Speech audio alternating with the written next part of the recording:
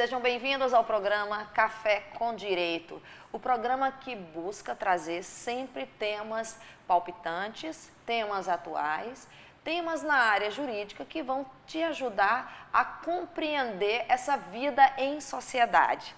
E essa semana tínhamos que trazer um tema bem relacionado, tá? E esse tema escolhido foi curatela, interdição e principalmente que vai envolver muito é o Estatuto da Pessoa com Deficiência.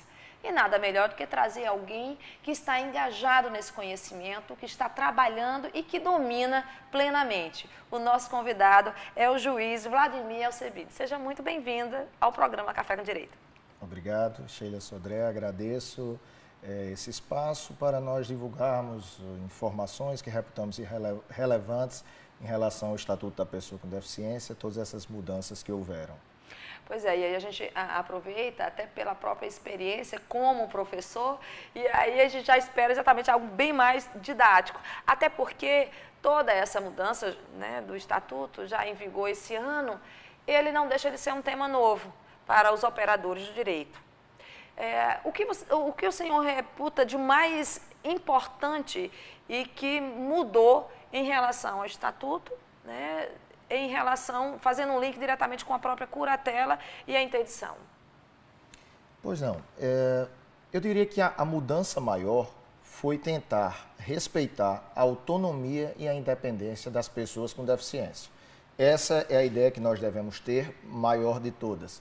Na verdade, o Estatuto da Pessoa com Deficiência, ela aloca uma definição de pessoa com deficiência, que é uma definição biopsicossocial. Então, não se preocupa apenas com a condição neurológica, mental, cognitiva da pessoa com deficiência, mas se aquela interação, aquele impedimento de longo prazo em interação com outras barreiras na sociedade, por exemplo, até mesmo, não apenas barreiras arquitetônicas, barreiras de transporte, mas até barreiras dos comportamentos das pessoas. Então, se essas pessoas com deficiência, elas não estão aptas a efetivamente a participação na sociedade em igualdade com as pessoas sem deficiência. Então, essa ideia de resguardar a autonomia e independência é a primeira grande mudança.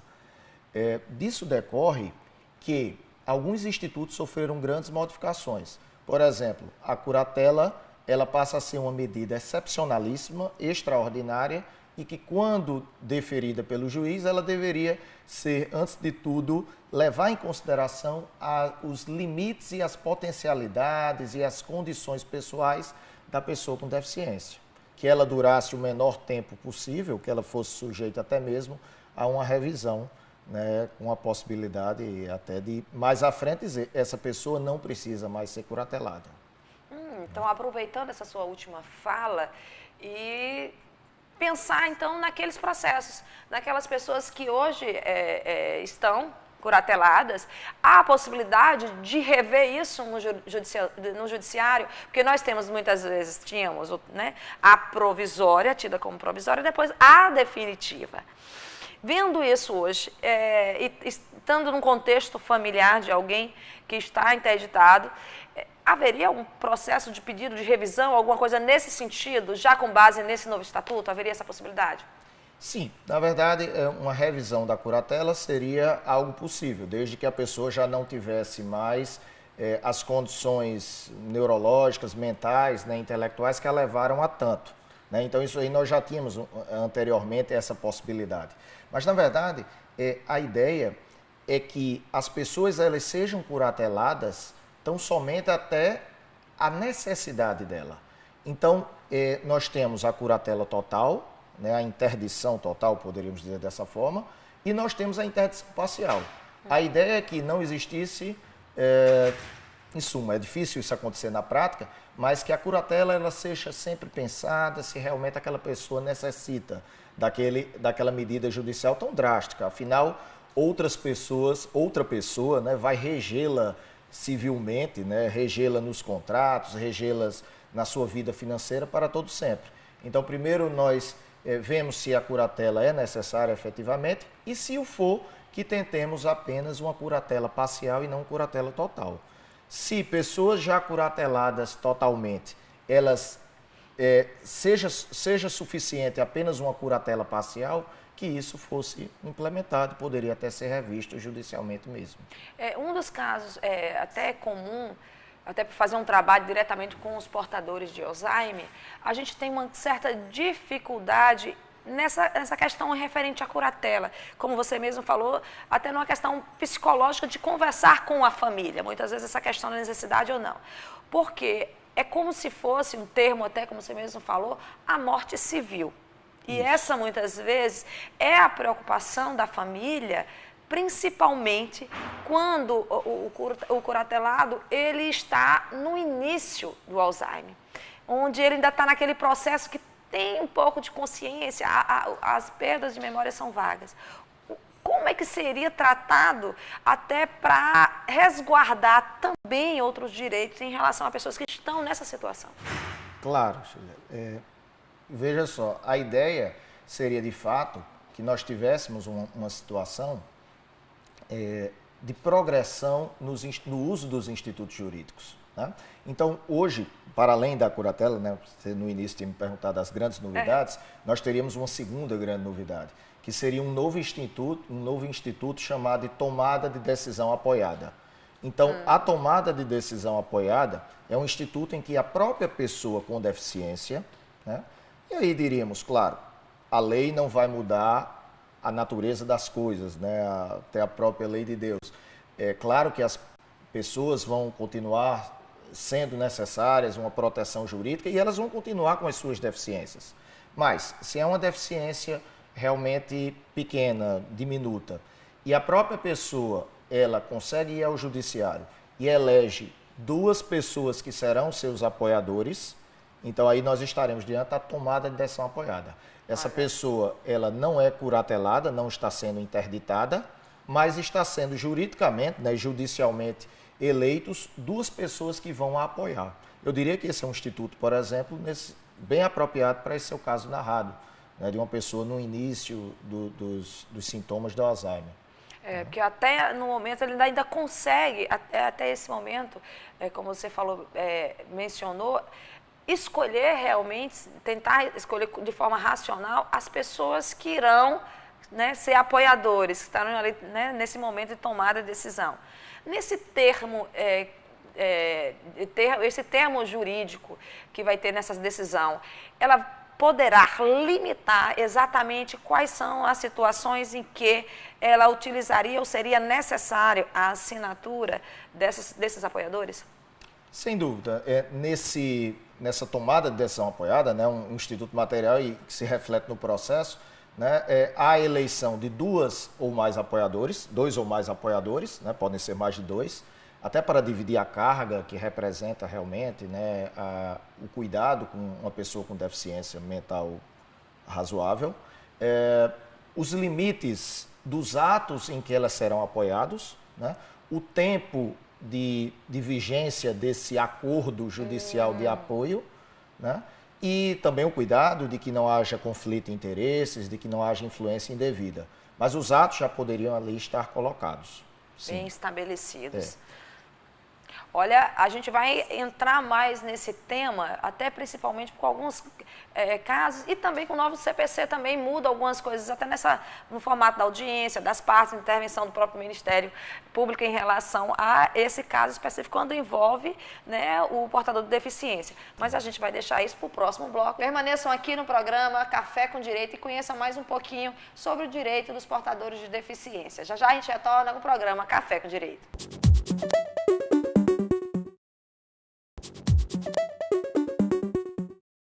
Você foi inteligente, permaneceu aqui assistindo o programa Café com Direito e conhecendo mais sobre o direito, né, das pessoas civis. E a gente está falando, né, exatamente com alguém que conhece muito bem esse direito, até porque pelo próprio papel dele como presidente do IBDFAM, né? Então, olha, eu estou falando de mim.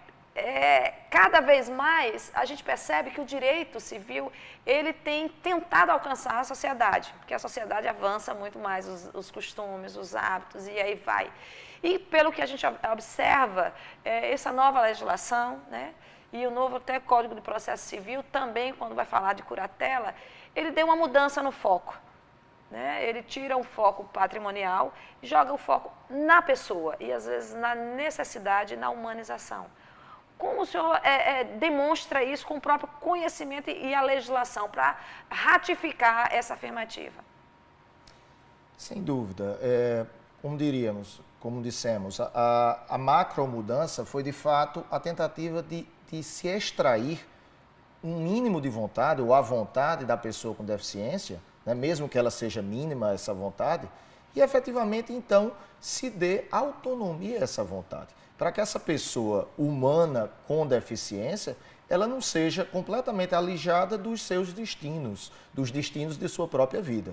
Então, é nesse sentido que o Estatuto da Pessoa com Deficiência, que, aliás, até se denomina Lei da Inclusão, Lei Brasileira da Inclusão com Pessoa com Deficiência, ela vai nos dar esse norte, né? Na verdade, trazendo para dentro do direito brasileiro até a Convenção de Nova York, convenções internacionais de pessoas com deficiência, e garantem uma capacidade jurídica legal a essas pessoas. Aliás, capacidade jurídica que se refere apenas a aspectos patrimoniais, né? Uma eventual curatela, ela abrangeria apenas aspectos patrimoniais.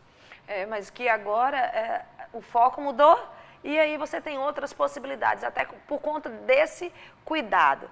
E aí vem uma preocupação, né? Aí vem até uma preocupação mais processual mesmo, dessa segurança, dessa vontade. Uma audiência ou durante esse processo, como conseguir extrair um pouco dessa vontade, até por conta da questão multidisciplinar que tem que envolver isso. Seriam os próprios laudos, que muitas vezes são feitos fora, né? Geralmente é fora do alcance judiciário, são indicados órgãos ou especialistas para isso. Como mudar esse foco? Como ter essa certeza, essa tranquilidade que essa pessoa tem capacidade de extrair ou capacidade de afirmar a sua vontade? Sem dúvidas. Veja, o direito, né, a lei não vai mudar a realidade dos fatos, né? Então, é claro que existem pessoas que vão continuar, uma pessoa com mal de Alzheimer em grau avançadíssimo, é claro que ela não consegue exprimir qualquer lampejo de vontade, né? E até para esta pessoa eu diria que a medida mais apropriada seria uma curatela total. Mas existem pessoas em que a deficiência mental ou cognitiva, intelectual, ela acaba sendo pequena. E essa pessoa, ela consegue expressar, de certa forma, a sua vontade. Então, é que, juridicamente, nós preservamos essa vontade e preservemos essa pessoa, né, como a senhora dos destinos de sua vida. Por exemplo, dando-lhe apenas a curatela parcial, o juiz, né, permitindo que ela tenha direitos atinentes ao matrimônio, à fertilidade, direitos sexuais, direitos à saúde e ao trabalho resguardados, direito ao voto, tudo isso aí seja resguardado a essa pessoa humana, que é uma pessoa humana, né? Apenas com a condição da deficiência especial. Ou quem sabe até o próprio instituto da tomada de decisão apoiada, que seria um instituto menos drástico ainda do que a curatela parcial. O conhecimento dessas opções, por exemplo, né, como o senhor expressa muito bem e está fazendo um trabalho bacana ao explicar esse trabalho da tomada de decisão assistida, ela já está sendo conhecida dos operadores? E isso aí eu falo de forma todos os operadores que estão envolvidos num processo desse. Eu diria que ainda não. Na verdade, estamos num momento da expansão do conhecimento dessa nova lei. A lei brasileira reflete, na verdade, Sheila, a Convenção de Nova York do ano de 2007, que desde o ano de 2009 ela foi introjetada na Constituição brasileira como norma constitucional, pelos mecanismos próprios de aprovação, né?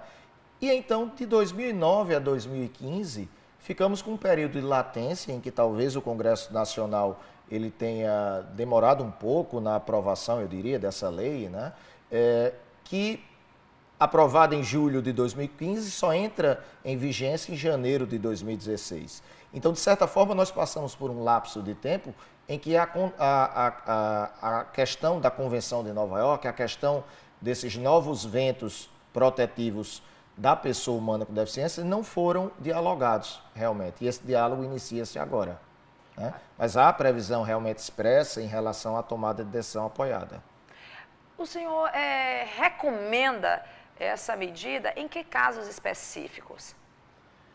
Veja, nós poderíamos ter uma situação em que a própria debilidade advinda da idade, né, traz certa insegurança à pessoa, né, e diremos uma pessoa já com uma idade avançada, que reside sozinha, e ela poderia eleger duas pessoas apoiadoras de sua própria confiança para lhe auxiliarem nos contratos, na vida financeira dela, na vida de saúde, né, em relação a aspectos, questões com hospitais, questões com repartições públicas. Então, ela mesma eleger duas pessoas apoiadoras para ela, duas pessoas ou mais. Também a pequena deficiência mental também permitiria um instituto dessa natureza, a tomada de decisão apoiada. E essa assistência, né, apoiada dessas duas pessoas, tudo deveria ser e tudo terá que ser assinado e concordado pelos três, seria isso? Pelas duas pessoas que estão ali sendo consultadas numa venda, numa compra, num investimento, uma retirada, teria sempre acompanhar a assinatura das três pessoas. Após a homologação judicial, né, pelo juiz, dessas duas ou mais pessoas, né, apoiadoras, elas passam a não representar totalmente, como existe na curatela, mas sim elas passam a apoiar a pessoa com deficiência. Então, o caminho jurídico realmente seria as três pessoas, né, a deficiente e as outras duas, assinarem, por exemplo, um contrato. Né, um contrato de compra e venda, como você bem colocou. E aí também se estabelecendo prazo, numa audiência dessa, estabeleceria prazo para isso? Sim, poderíamos ter um prazo de 2 anos, 5 anos. Então, a legislação ela deixa algo em aberto em relação a isso. Essa possibilidade temporal, o que estaria, que poderia ou não ser objeto, né, desse acordo, que eu diria isso, com o apoio do judiciário. Sim, ficaria em aberto essa situação. Sem prejuízo, claro, também da curatela parcial, da possibilidade de curatela parcial. Eu imagino talvez até a possibilidade de o juiz converter um pedido de curatela parcial nesse instituto menos drástico, né, da tomada de decisão apoiada, ou quem sabe, se nós tivermos a situação de um pedido de tomada de decisão apoiada, mas isso assim não se mostre suficiente para aquela pessoa, né, o juiz poderia dizer, não, aqui seria mais apropriada a curatela. Claro, compreendo. Aí o senhor falou algo interessante, né? Que é essa textura aberta entre a possibilidade de converter uma tutela provisória ou uma de tomada de decisões assistida.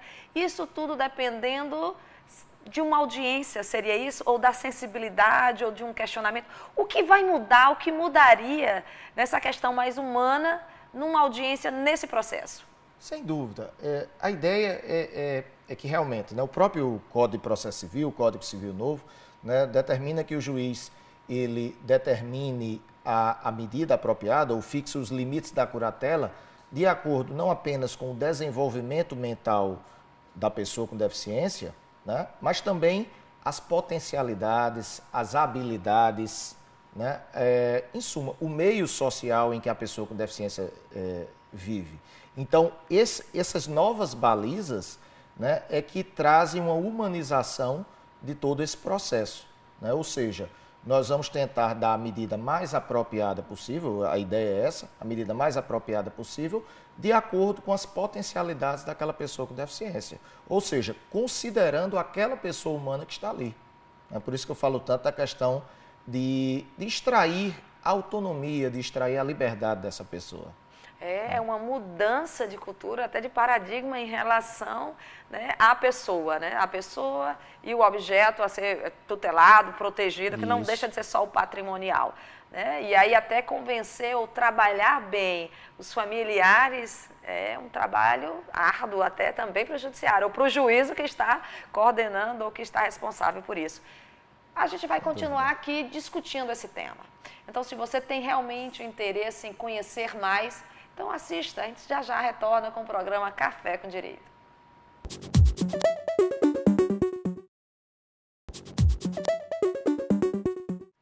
Retornamos retornamos com o programa Café com Direito e nosso tema é na área civil e principalmente os seus atos, a sua capacidade de gerir a sua própria vida. A gente está falando aqui de curatela com o juiz Alcebiades, né, doutor Vladimir? Falando sobre curatela, sobre a proteção do judiciário, buscar o judiciário para proteger, né, um tutelado numa situação especial, com alguma deficiência, seja ela temporária, seja ela parcial, ou muitas vezes já em grau, né, e é necessário um trabalho total, né, curatelar de forma total. Como fazer para, nesse termo, quando a decisão ela não é uma curatela total, ela é uma curatela que chega-se a uma conclusão judicial de que ela é parcial? Até que ponto essa pessoa, por exemplo, muitas vezes bipolar, né, que é algo comum, muitas vezes está no extremo, outras vezes por medicamento fica controlado, como proteger não só as escolhas direcionadas à pessoa, como algum tipo de cirurgia, o tratamento adequado de saúde, mas até o próprio patrimônio. Como, né, equilibrar? Sem dúvida. O Instituto da Curatela e da Interdição, ele é, antes de tudo, um instituto patrimonial. E então é bastante comum, e sempre foi, de que o curador ele passasse a representar patrimonialmente a pessoa curatelada. Eu diria hoje que existe a possibilidade de que os limites dessa curatela patrimonial ela se dê mais até, por exemplo, para grandes somas. Por exemplo, a venda de uma casa, o curatelado, né, a pessoa com deficiência, não poderia fazer, mas talvez a pequena economia do dia a dia, ir ao supermercado, né, compras, digamos, com valores R$100, R$200, 500, isso aí poderia ser dado a essa pessoa. Me parece que isso seria um aspecto de dar uma certa ingerência para essa pessoa com deficiência, até mesmo sobre a sua vida financeira, sem que isso significasse algum perigo de ela própria dilapidar o seu patrimônio. Poderia até delimitar mesmo em audiência, empréstimos. Né? Isso não seria possível, empréstimos não seria possível, grandes somas, venda de bens, venda de automóveis, isso aí não seria possível. Então existe essa ideia protetiva patrimonial. Mas a questão é que, sob esse manto de se proteger patrimonialmente, é que nós não expurgamos por completo a vontade dessa pessoa. Afinal, ela é uma pessoa humana. A pessoa com síndrome de Down, por exemplo, né, que possua síndrome de Down, é uma pessoa que hoje, uma pessoa humana que hoje, desde a sua primeira infância, né, é submetida a processos educacionais adequados, submetidos ao amor materno, ela acaba se desenvolvendo de uma forma enormíssima, né? É isso a ideia legal, né? Que realmente ela vá para o colégio, que ela vá para a universidade, que ela consiga trabalhar, quem sabe consiga se casar. Claro, né? E a gente tem muitos casos em relação a essa possibilidade, né? Então, a grande ideia da lei é que, sobre você proteger patrimonialmente, você não alige aquela pessoa dos seus próprios destinos. Nós temos o caso também de um órgão, e aí a gente vai falar de forma mais, porque abrange um número maior de pessoas, que a gente vai estar falando de regime geral, que é a questão, por exemplo, dos benefícios do INSS. Né, em relação, por exemplo, a alguns casos em que a curatela facilita receber algum tipo de benefício, ou às vezes é até condicional, e tem os casos até, por exemplo, que tem alguns adicionais, né, por conta da necessidade, do grau em que se encontra o curatelado. Isso muda essa questão temporal em que o próprio órgão pode exigir uma renovação em relação a essa curatela? Sem dúvida. Eu diria que o benefício de prestação continuada, né, o amparo social, mais assim conhecido, é até um fator de indução à curatela das pessoas e à interdição das pessoas. Nos últimos tempos, a verdade é que as pessoas têm sido interditadas, às vezes muito jovens, 30, 40, 50 anos, e já se encontram interditadas por completo, visando, né, dadas as dificuldades econômicas do povo brasileiro, né, visando realmente o benefício previdenciário. Mas eu diria que essas mudanças do novo estatuto não excluem essa possibilidade. Mesmo que a pessoa seja curatelada parcial, mesmo que a pessoa, até mesmo seja protegida apenas pelo Instituto da Tomada de Decisão Apoiada, mas ela ainda faria jus aos benefícios do INSS, né, que, em suma, são benefícios que não se colidem com a lei do Estatuto da Pessoa com Deficiência. Não seria justo que, ao darmos mais autonomia para essa pessoa humana com deficiência, nós simplesmente retirássemos o benefício previdenciário. A necessidade do benefício. Sem dúvida alguma. Afinal, a lei, como dissemos, a lei não retira a natureza das coisas, né? Não é o fato de ter surgido uma nova lei que vai dizer que aquela pessoa não possui deficiência. Então, a necessidade do benefício, né, resguardados os requisitos legais da lei previdenciária, mas ela continua existindo. Ela não tem capacidade para trabalhar, mas tem para as outras coisas. Isso tem que ser curatelado mesmo e protegido. Sendo curatelada, mesmo parcial, mas continuaria com o direito ao benefício previdenciário, sim. Todo o contexto, ele remonta uma importância muito grande para o momento da audiência. Para o momento de ouvir as partes, né, tanto o curatelado, ou como no caso da tomada de decisões assistida pelas duas outras partes que estão envolvidas, o Ministério Público, né, que muitas vezes agora pode tomar a própria iniciativa em relação a isso, né, dependendo de cada grau mesmo de doença. O que você diria até como para os seus colegas em relação a esse momento, a esse desenvolver e principalmente do que conter dentro de uma decisão desse porte?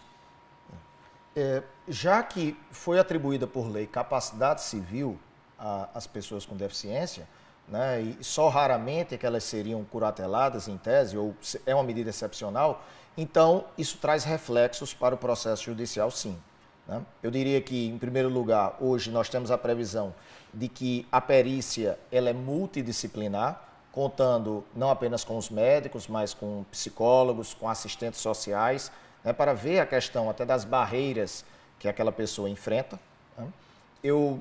No meu pensamento, o juiz deve intensificar a entrevista pessoal à pessoa com deficiência, justamente para verificar os limites e as potencialidades dessa pessoa, né? Até onde essa pessoa consegue se reger por si só. O que é que ela precisa do curatelado? Né? O que é que ela precisa do apoiador? E então, através de uma audiência que se coloca como mais rica, né? mais cuidadosa, né? O juiz, então, ele proferir uma sentença que, conforme o nosso novo CPC, né, o artigo 755, né, haveria a definição dos limites da curatela. Perfeito. Então, isso, quase como aquelas, por exemplo, a procuração, ela não está ali bem delimitada, né? Isso. Quais são os poderes? Seria mais ou menos essa a ideia, então. A ideia é essa, né? Ou seja, dando um pouquinho de atenção também à vontade da pessoa com deficiência, tentando resguardar, na medida do possível, essa vontade e essa autonomia da pessoa com deficiência. Professor Vladimir, eu só tenho que agradecer essa sua participação aqui no programa Café com Direito, a boa vontade de explicar algo, né, que eu sei que não chamou a atenção ainda dos operadores de direito como um todo, e as mudanças, elas são às vezes, são devagar, né, ela vai andando devagar, até porque é necessário isso, né, no nosso meio, né, envolvendo família, envolvendo sentimentos, porque uma das grandes dificuldades com esse tema é exatamente a grande preocupação em não matar a vida civil do curatelado. E mesmo assim, é tudo que envolve esse ato, esse cuidado com essa pessoa nesse momento. Então, o judiciário tem agora com essa legislação, o judiciário tem esse papel, também mais importante ainda, muito mais cuidadoso. E o senhor está à nossa disposição para isso, a gente só tem que agradecer.